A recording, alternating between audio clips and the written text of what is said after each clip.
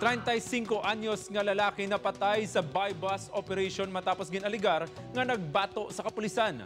Pamilya sa napatay, wala nagapati nga nagaduso sang iligal nga droga ang napatay nga suspect. Nagabalik si Josel Huesca. Pasado las 11 kagabi isang ginkasa sang Provincial Drug Enforcement Unit kag Antique Provincial Police Office kag San Jose PNP ang bypass operation kay Leo Tanchuan alias Kwatog.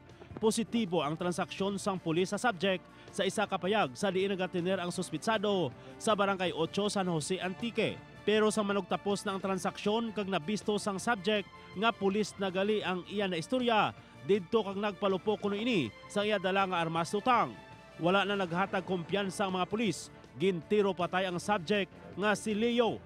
Dito sa crime scene may na-recover ako na 38, caliber 38.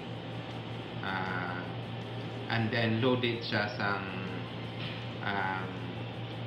4 live ammunitions sang 38 and 1 empty cartridge case.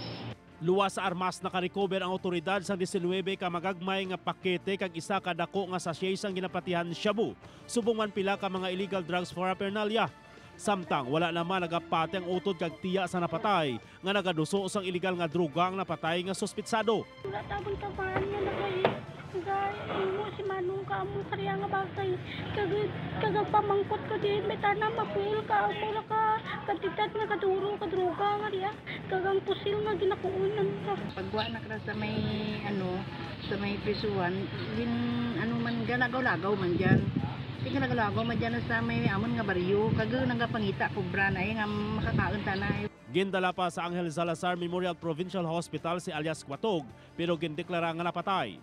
Luyag sang himata sini nga ipedalom sa nagakaigong investigasyon ang natabo agod maangkon man nila ang hustisya. Andet nga ginamukit nanda kariya ang kurang ko kagapangayo gid kami kabulig niya amo kariya andet nga kananlan gid nga patyan nga pwede man tana nga ibalik pagit sa prisuhan lang.